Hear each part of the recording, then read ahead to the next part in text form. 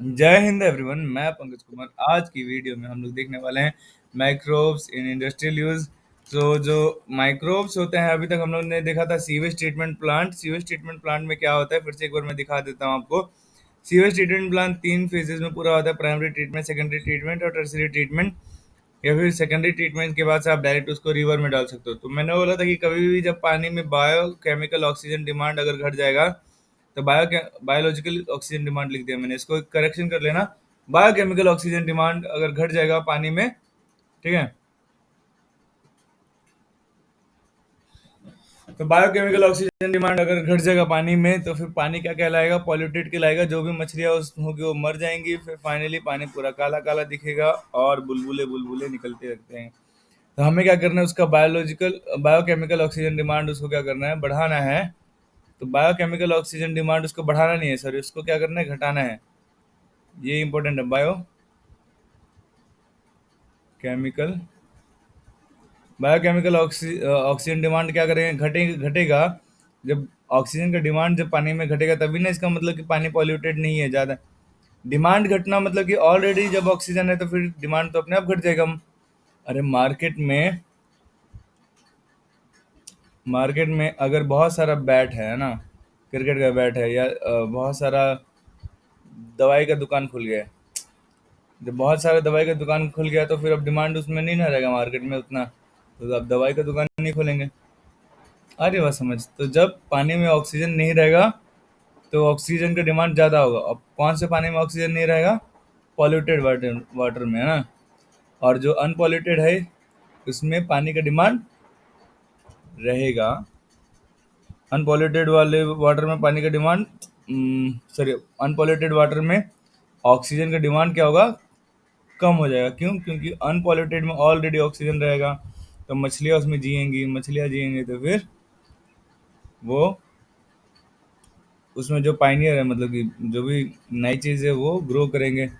Biochemical oxygen demand non polluted में less than 10% होता है, और पॉल्यूटेड में मोर देन 70-50% से ज़्यादा हो जाता है, तो बहुत ज़्यादा पॉल्यूटेड होगा। प्राइमरी ट्रीटमेंट में आप क्या करते हैं? जो भी घर का नाले का जो पानी आएगा, उसको आप प्राइमरी ट्रीटमेंट में फिल्टर करेंगे। जो भी डिब्रीज होंगे जो तैरती रहती है पानी के ऊपर, है ना, उसको हटा देंगे। उसके बाद पानी को आप स्थिर करेंगे और सेटलिंग टैंक में, सेटलिंग टैंक मतलब कि जो जिस टैंक में आप पानी को स्थिर करते हो, फिर उसके बाद से जो भी कूड़ा कचरा होगा, जो छानना होगा वो तो छान लेंगे, जो बचा हुआ होगा उसको नीचे वो बैठ जाएगा, उसको स्लज कहेंगे। फिर जो स्थिर पानी होगा उसको इफ्लुएंट कहेंगे। उसको इफ्लुएंट को आप सेकेंडरी ट्रीटमेंट में डालेंगे। सेकेंडरी ट्रीटमेंट में तीन तीन अहम काम होता है। पहला काम तो आयरन एल्युमिनियम सल्फेट आप डालेंगे, जिससे जो डिजॉल्व इनऑर्गेनिक मैटर होंगे उसके साथ रिएक्ट करके वो क्या बना देंगे? वो थोड़ा हैवी मैटर बनेंगे। और फिर फाइनली वो क्या करेंगे? वो अट्रैक्ट कर देता है बाकी डिजॉल्व इनऑर्गेनिक मैटर को, अट्रैक्ट करेगा और फिर फाइनली वो नीचे बैठ जाएगा, जिसको फ्लोक्यूलेशन कहते हैं।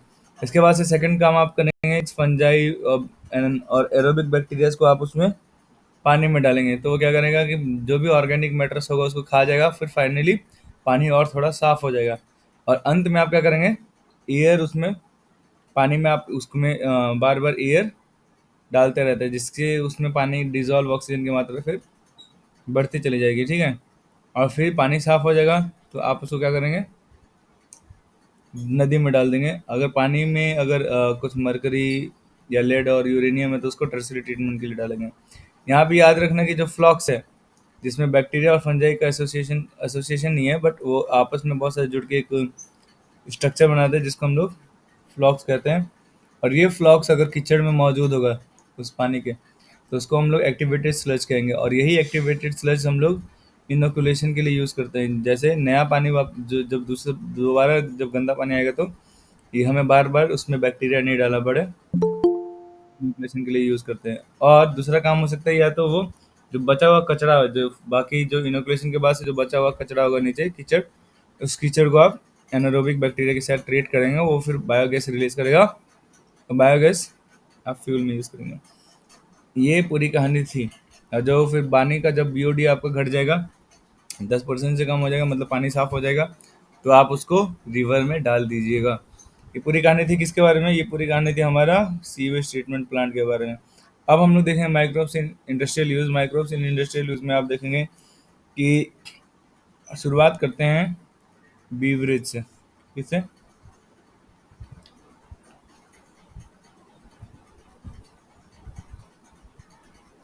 तो जो भी आप पीने वाली सामग्री है, पीने वाली सामग्री क्या क्या है? तो पीने वाली सामग्री बेटा है कौन कौन सी? हम्म, पीने वाली सामग्री में जैसे आप देंगे कौन सा? Sake, barley, sorry sake, vodka, whisky, whisky, रम,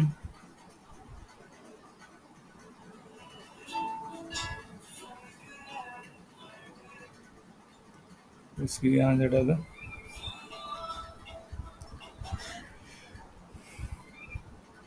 रम,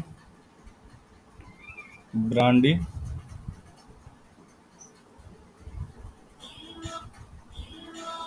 ब्रांडी, विस्की और विस्की और अब बाकी मैं बताता हूँ और क्या। तो यहाँ पे जो सेक है, वोडका है, रम है, ब्रांडी है, विस्की है, ये आपको फर्मेंटेशन प्रोसेस के द्वारा आती है। फर्मेंटेशन प्रोसेस में क्या होता है, जो पायरुविक एसिड होता है, जो ग्लाइकोलाइसिस से बनता है पायरुविक एसिड, और ये पायरुविक एसिड क्या बन जाता है फिर? अल्कोहल, सॉरी इथेनॉल, इथेनॉल बन जाएगा प्लस CO2 बन जाएगा प्लस 2 ATP दे देगा, ठीक है, प्लस 2 ATP देगा। तो ये प्रोसेस कहलाता है फर्मेंटेशन। क्या कहलाता है? फर्मेंटेशन। अब यही जो प्रोसेस है फर्मेंटेशन का, ये प्रोसेस किसके द्वारा किया जाता है? कुछ खास तरह के फंजाई के द्वारा ना। और ये जो फंजाई है वो क्या कहलाएंगे? ईस्ट। और ईस्ट कौन सा यहाँ पे? ये यहाँ पे ये सैक्रोमाइसिस सर्वेसिया है, ठीक है।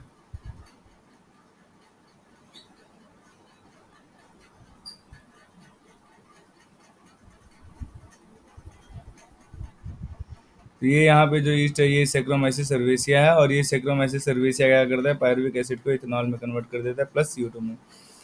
अब ये डिपेंड करता है कि देखो सारे जगह तो ईस्ट सेम ही है, फर्मेंटेशन यही कर रहा है, लेकिन इसके अलावा क्या डिफरेंट है इन सेक में, वोडका में, रम है, ब्रांडी है, विस्की है, इसमें डिफरेंट क्या है? तो इनके प्रोसेस, बनाने का प्रोसेस और इनका जो इनिशियल प्रोडक्ट है, किससे इसको फर्मेंट किया जा रहा है, जो फर्मेंटिंग सब्सट्रेट है, वो डिसाइड करेगा कि क्या बनेगा। तो अगर फर्मेंटिंग सब्सट्रेट अगर राइस है ना, तो वो सोक में बदल देगा। अगर फर्मेंटिंग सब्सट्रेट क्या है? पोटैटो है ना,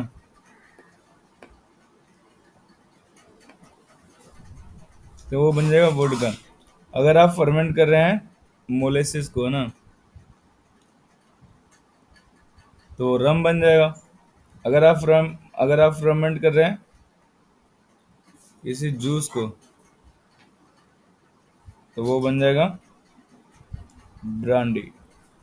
और अगर आप फर्मेंट कर रहे हैं सीरियल्स को, तो कोई भी अनाज हुआ जैसे गेहूं, मकई, कुछ इस तरह के जो सीरियल्स हैं, बाजरा, ये सबको अगर आप फर्मेंट करेंगे तो आपको ये प्रोडक्ट्स मिलेंगे।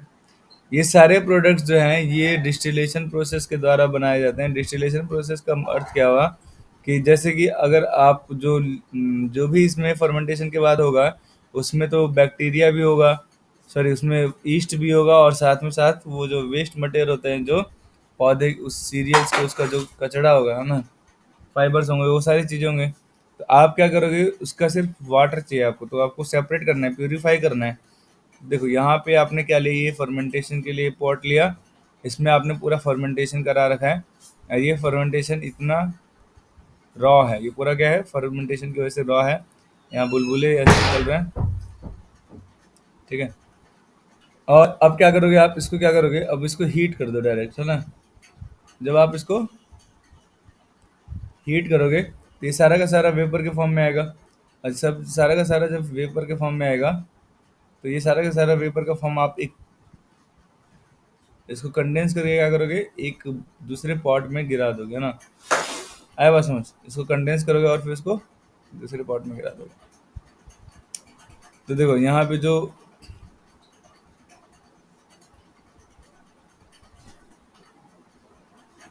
ये फाइनली आपका आपको क्या मिल जाएगा,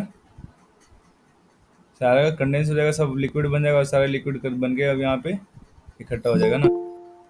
तो फाइनली क्या बन जाएगा आपका, ये कंडेंसेशन हो जाएगा। तो इसी प्रोसेस को हम लोग कहेंगे डिस्टिलेशन। क्या कहेंगे? दिस विल फॉर्म बाय कौन से,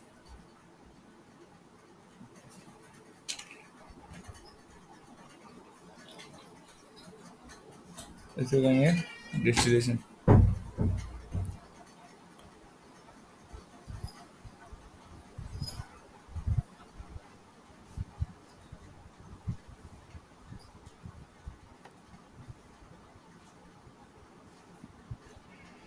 उसको हम लोग क्या कहेंगे, डिस्टिलेशन प्रोसेस। ये पूरा लिख लेना, मेरे पास जगह नहीं था इसलिए मैंने ऐसा लिखा है। ठीक है। तो डिस्टिलेशन प्रोसेस से ये बनता है। अगर डिस्टिलेशन, बिना डिस्टिलेशन के अगर आपने सिर्फ फर्मेंटेशन किया है, तो बिना डिस्टिलेशन के क्या बनता है, वाइन एंड बियर। तो वाइन और बियर, बियर भी जूस से ही बनता है, ये भी जूस से बनता है। ठीक है। तो वाइन और बियर जो होगा, मतलब मुझे यहाँ पे थोड़ा ठीक से लिखना चाहिए। ठीक है। सो जो विदाउट डिस्टिलेशन है, विदाउट डिस्टिलेशन के, विदाउट डिस्टिलेशन जो प्रोडक्ट बनेगा वो क्या बनेगा, बनेगा वाइन। और दूसरा क्या है, बियर। ये बियर बनता है तुम्हारा बार्ले से। किससे बनेगा ये, बार्ले को या फिर आप माल्ट को अगर आप क्या करेंगे, कंडेंस कर देंगे तो ये बन जाता है बियर। और वाइन को आप क्या करेंगे, वाइन को, वाइन बनता है तुम्हारा जूस से ही। ठीक है। जूस को आप फर्मेंट करेंगे, किसका जूस, कोई भी जूस आप ले सकते हैं उसको फर्मेंट करने के लिए। इन सबको अगर आपको स्वाद थोड़ा मीठा चाहिए तो आप इसमें 1% क्या डाल देते, थोड़ा स्वीट एंड कुछ डाल देंगे, स्वीट एंड डाल सकते हैं। या फिर अगर आप फर्मेंट कर रहे हैं कुछ और, अपने स्वाद के अनुसार आप कुछ में उसमें कुछ टेस्ट या फ्लेवर के हिसाब से कुछ डाल सकते हैं। तो फर्म स्वीट एंड डाल सकते हैं। या फिर आप जब आपका आपका जो ग्रोथ है, जो माइक्रोब्स का, ईस्ट का जो ग्रोथ है बहुत ज़्यादा नहीं हुआ है, तो इसलिए आप 1% उसमें क्या डालोगे, थोड़ा राइजोपस डाल दोगे। ठीक है। राइजोपस डाल दोगे। तो ये सारी चीज़ें आप ऐड करते हो ना।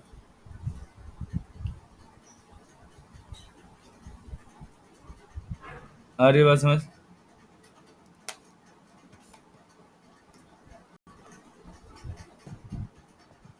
नहीं मालूम है। तो यहाँ पे अगर देखेंगे बियर में, तो बियर में 3 से 6% अल्कोहल होगा, वाइन में 9 से 12, और रम में 40%, और ब्रांडी में 60%। और स्पिरिट होता है ना, जिससे स्पिरिट लैम्प होता है, या फिर स्पिरिट का लोग आजकल दारू भी बना लेता है। तो वो जहरीला जो दारू होता है उसमें लगभग 95% अल्कोहल होता है। जो पाउच होता है, नहीं समझा पाउच, अब तो पाउच का ज़माना बदल गया। अब लोग उसको क्या बोलते हैं, बंटी बबली। तो बंटी बबली जैसी जो चीज़ें होती है जो हानिकारक होती है बहुत ज़्यादा, और उसमें अल्कोहल का कंटेंट बहुत ज़्यादा होता है, तो ये सब चीज़ें खराब होती हैं, इसको नहीं पीना चाहिए। लेकिन इसका भी इंडस्ट्रियल यूज़ होता है और लोग उसको मार्केटिंग करते हैं।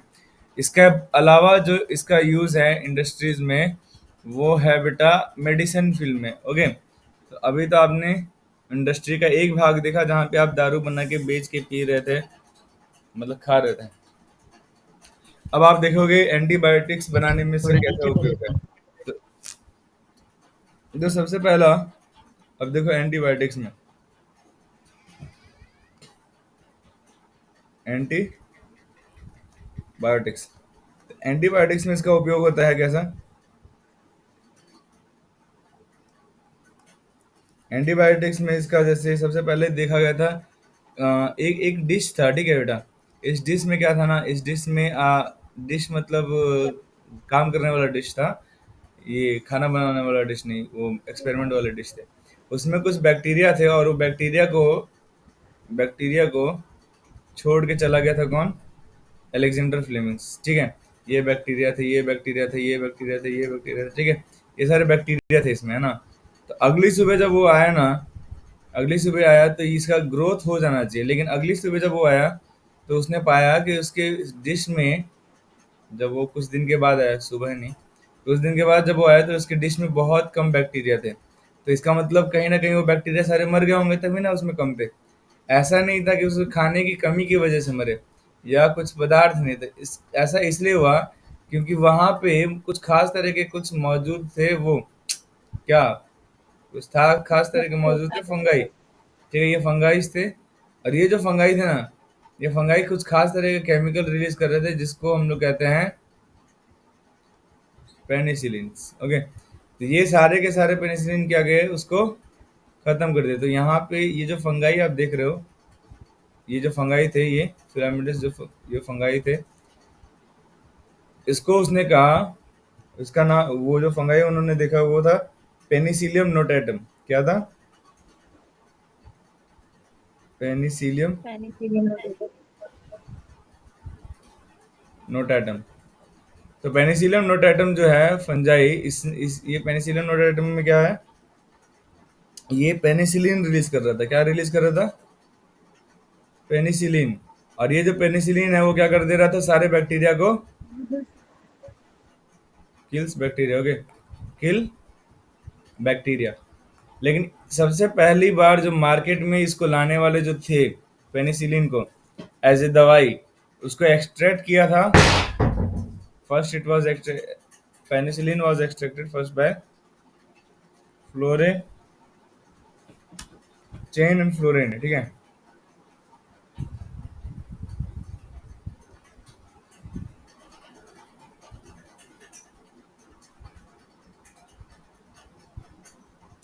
Penicillin commercially extracted bye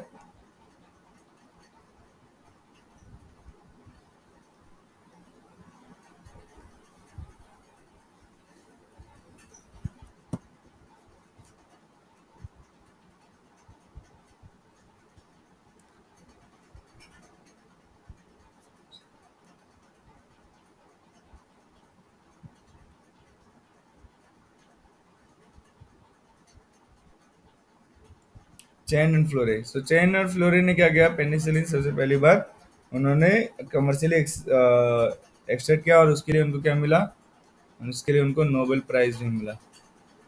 Nobel prize, ठीक है।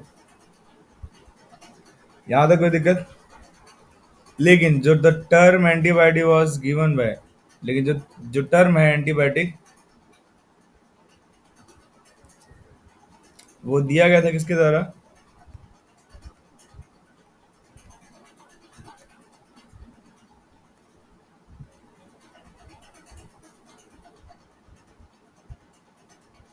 विकास। एंटीबायोटिक टर्म जो है, antibiotic term was given by, antibiotic term was given by Waksman.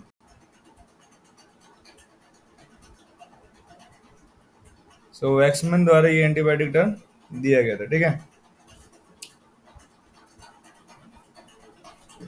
जो वैक्समैन साहब थे उन्होंने बहुत तरह के एंटीबायोटिक निकाले थे, जिसमें से हम लोग सबकी चर्चा तो नहीं करेंगे, लेकिन कुछ नाम लिख लेते हैं जो उन्होंने डिस्कवर किए थे एंटीबायोटिक। एक्टिनोमाइसिन, स्ट्रिप्टोमाइसिन,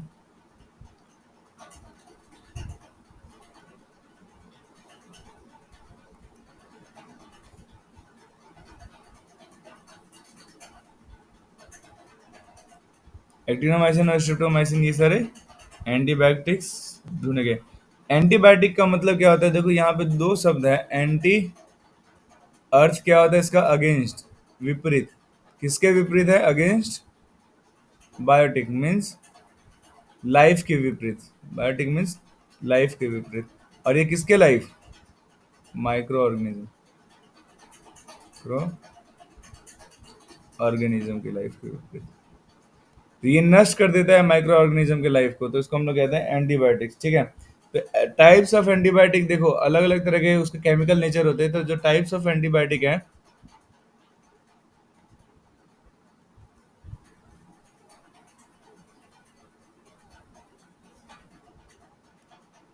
तो द टाइप्स ऑफ एंटीबायोटिक्स है वो आप लिख सकते हैं कुछ इस प्रकार से। Beta लैक्टेन,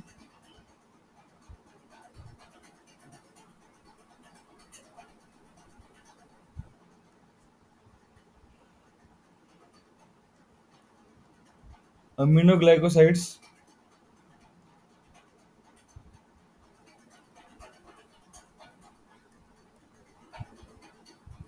quinolines,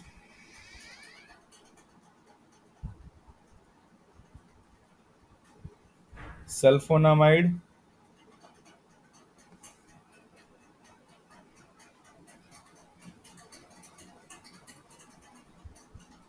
sulphonamides, glycopeptides. हम लोग ये सब क्या देख रहे हैं, ये सब हम लोग देख रहे हैं chemical nature of the antibodies.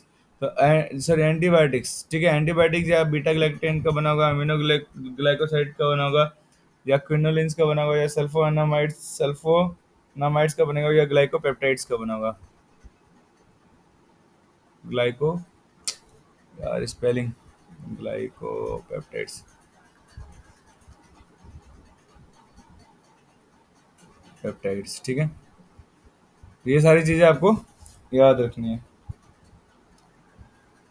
आपको एंटीबायोटिक से क्या क्या फायदा होगा, एंटीबायोटिक से क्या होता है, जैसे कि ये बैक्टीरिया है, ये सपोज ये बैक्टीरिया है, ठीक है, तो ये बैक्टीरिया का जो सेल वॉल होता है वो बना होता है किससे, बैक्टीरिया का जो सेल वॉल होता है, इसको पानी कलर के हटा के हम लोग इसको दूसरे कलर का करते हैं। वो कौन सा कलर, पेप्टाइड्स, ग्लाइकोपेप्टाइड्स। तो ये बैक्टीरिया है, और ये बैक्टीरिया का जो सेल वॉल है वो बना हुआ है सपोज इससे। बैक्टीरिया का सेल वॉल किससे बना होता है जी,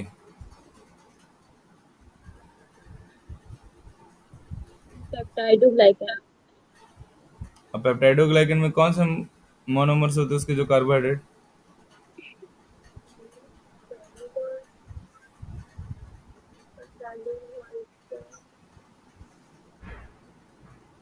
मोनोमर्स इसका ना, जो सेल वॉल है वो बना होता है, एन देखो एसिटाइल, एन एसिटाइल।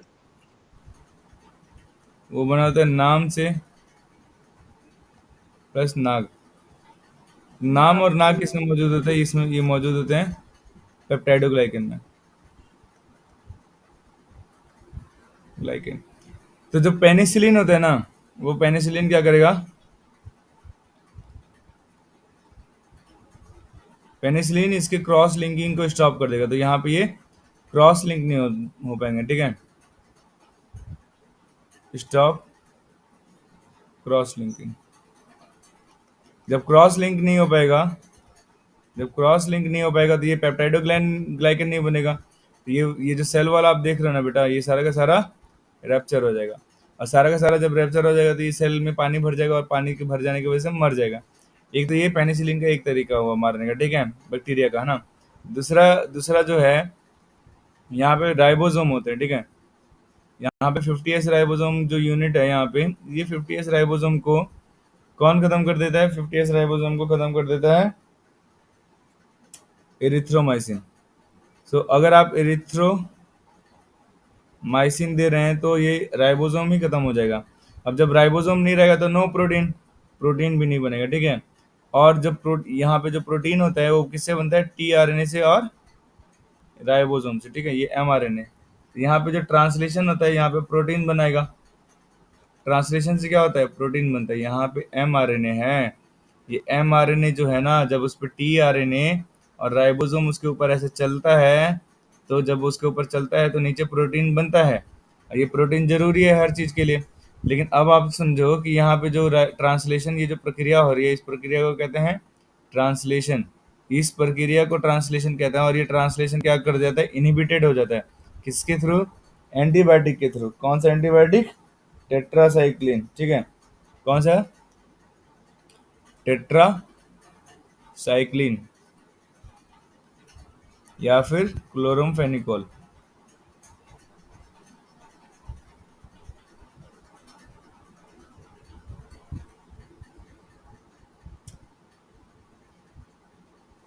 और मत लिखो, एंड लिखो, ठीक है। ठीक है, क्लोरमफेनिकोल टेट्रासाइक्लिन से ये क्या होता है, ट्रांसलेशन क्या हो जाता है, इनहिबिटेड हो जाता है ना, इनहिबिट, इनहिबिट ट्रांसलेशन। तो यहाँ पे हम लोगों ने तीन चीज देखा, या तो आप उसके सेल वॉल को खत्म कर दोगे, या तो राइबोसोम को खत्म कर दोगे, या फिर आप ट्रांसलेशन ही रोक दोगे। तो कुल मिला के इन तीनों प्रकार में जो बैक्टीरिया होगा वो क्या पूरी तरह से ध्वस्त हो जाएगा और हमें कोई बीमारी नहीं कर पाएगा। लेकिन आज के समय में आपको समझना है कि आज के समय में जो बैक्टीरिया है वो धीरे धीरे इन पेनिसिलिन का रेजिस्टेंट होते जा रहा है। तो ये बात बहुत ज़्यादा इंपॉर्टेंट है कि आप इसको समझो कि जब आपको ज़रूरत नहीं है दवाई की तो आप झूठ मूठ का दवाई मत खाओ। दूसरा बात आपको ये ध्यान देना है कि जब भी आप किसी दवाई को डिस्पोज कर रहे हो तो डिस्पोज उसको पूरी तरह से अच्छी तरह से करो। तीसरी बात है कि कभी भी आप एंटीबायोटिक लेते हो तो अपना एंटीबायोटिक का डोज पूरा करो, या डोज ये नहीं कि 10 दिन का दवाई लेते हो, अच्छा चलो ठीक है 5 दिन खा के देखो तो नहीं ठीक हो जाए तो ठीक है, ना तो फिर छोड़ दिया जाए। ये सब काम नहीं करना है। तो जो भी दवाई आप डोज ले रहे हो वो डोज पूरा करो, क्योंकि वो डोज उस पूरे काउंट को, बैक्टीरिया के पूरे संख्या को 99% खत्म करने का क्षमता रखता है। अगर आपने सोचा कि ठीक है आपने पूरा डोज नहीं लिया, आधा डोज लिया, तो 99% तो खत्म नहीं होगा बैक्टीरिया, कुछ ना कुछ तो रह जाएगा। और जो बैक्टीरिया आपके शरीर में रह जाएगा वो क्या हो जाएगा, रेजिस्टेंट हो जाएगा। रेजिस्टेंट मतलब कि उसको वो विरोध करेगा बैक्टीरिया एंटीबायोटिक का। तो इसको हम लोग कहते हैं एंटीबायोटिक रेजिस्टेंट। ठीक है, आज के समय में सबसे इंपॉर्टेंट चीज है कि अगर समझ लो आपको थोड़ा सा भी बुखार आता है तो आप कौन सा लेते हो, एजिथ्रोमाइसिन लेते हो टेबलेट, और एजिथ्रोमाइसिन टेबलेट लेते हो तो आपको थोड़ा बुखार सही हो जाता है ना। तो जब भी आपको बुखार होता है तो एजिथ्रोमाइसिन जाके ले रहे हो, क्योंकि आपको सबको पता है कि वो एंटीबायोटिक है, ठीक कर देगा। लेकिन एक समय ऐसा आएगा कि जब बैक्टीरिया हो जाएगा वो ढीठ, और ढीठ हो जाएगा तो फिर एजिथ्रोमाइसिन से मरेगा ही नहीं, और वो मरेगा नहीं तो फिर हमें बीमारी हो जाएगी। ढीठ हो जाने का मतलब क्या होता है, वो म्यूटेंट बन जाएगा, रेजिस्ट करेगा। म्यूटेंट बन जाएगा तो एंटीबायोटिक का कोई असर नहीं होगा बैक्टीरिया पे। तो इसको हम लोग कहते हैं एंटीबायोटिक रेजिस्टेंट। और ये आपको बताना है रेजिस्टेंट की, इससे हमें बचना कैसा चाहिए, जस्ट मैंने अभी आपको बता दिया। आप प्लीज़ कमेंट में और अपनी कॉपी पे लिख के मुझे फ़ोटो भेज सकते हैं, ठीक है। तो ये क्या क्या तरीका है एंटीबायोटिक रेजिस्टेंट का, ठीक है। कि इसको नहीं, एंटीबायोटिक रेजिस्टेंट को हमें रोकना है तो क्या करना पड़ेगा, झूठ का दवाई नहीं खाना है, जब भी थोड़ा सा तबीयत हुआ तो खराब तो दवाई ले ली।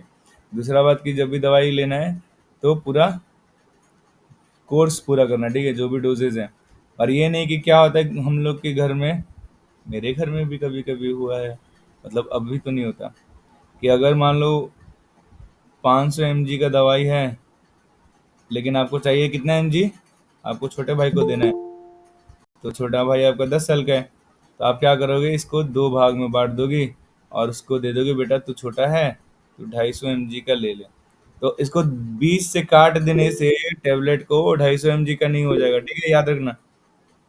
आया बात समझ, क्योंकि जो 500 mg है वो पर्टिकुलर मॉलिक्यूल्स में है, वो इस दवाई के हर कोने कोने हर कण कण में वो 500 mg घुला हुआ है, ठीक है।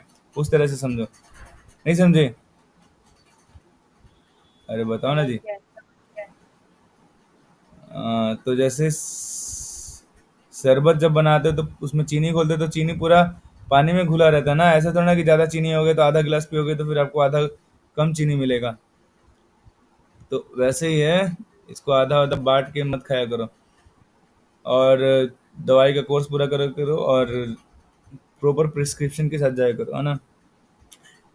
कभी भी दवाइयों को डिस्पोज करते हो तो नाली में डायरेक्ट यहाँ पे इधर उधर मत रख दिया करो, उसको प्रॉपर जला दिया करो, कम्प्लीटली डिस्ट्रॉय कर दिया करो। ये सारे तरीके एंटीबायोटिक रेजिस्टेंस को रोकने के लिए, ठीक है। अब यहाँ पे कुछ ऑर्गेनिक केमिकल्स जो हैं, ऑर्गेनिक एसिड्स जो हैं, आप उसको बना सकते हो इंडस्ट्री के रूप में माइक्रोब्स की मदद से, ठीक है, ऑर्गेनिक एसिड्स। तो ऑर्गेनिक एसिड्स क्या हैं, जैसे कि ऑर्गेनिक एसिड्स में अगर आप पहला नाम लोगे वो है सिट्रिक एसिड हम लोग देखते हैं, ठीक है। तो जो सिट्रिक एसिड है, सिट्रिक एसिड कौन बनाता है? सिट्रिक एसिड बनाता है एस्पार्जिलस Aspergillus नाइगर, ठीक है। niger. एस्पार्जिलस नाइगर, स्पार्जिलस नाइगर क्या करता है? ये सिट्रिक एसिड बनाता है। और ये सिट्रिक एसिड का यूज़ क्या है? ये सिट्रिक एसिड का यूज़ होता है मेडिसिन्स में या फिर इंक में, या फिर आप लिख सकते हो डाइंग में, है ना। डाइंग में, ये सब में इसका यूज़ होता है। उसके बाद से है दूसरा लैक्टिक एसिड। तो लैक्टिक एसिड तो आप लोग को सबको पता है, बचपन से पढ़ते आ रहे हो। तो लैक्टिक एसिड किससे बनाया जाता है? बता दो। लैक्टोबैसिलस, है ना। लैक्टिक एसिड किससे बनाया जाता है?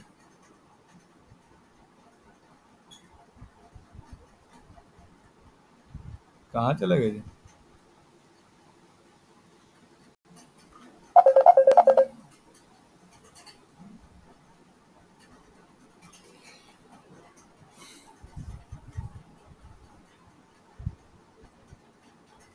तो अभी हम लोग ने जो बात की, अभी हम लोग ने बात की कि जैसे जो इंजाइम्स किससे कौन सा निकल रहा है? मॉन्टेरेला से प्रोटीज एंजाइम निकलता है। टोरुला से लैक्टेज, स्ट्रिप्टोकोकस से स्ट्रिप्टोकाइनेज, जो क्लॉट बस्टर की तरह काम करता है, जो इनर जो ब्लड में क्लॉटिंग होती है उसको डिकम मतलब उसको बस्ट कर देगा।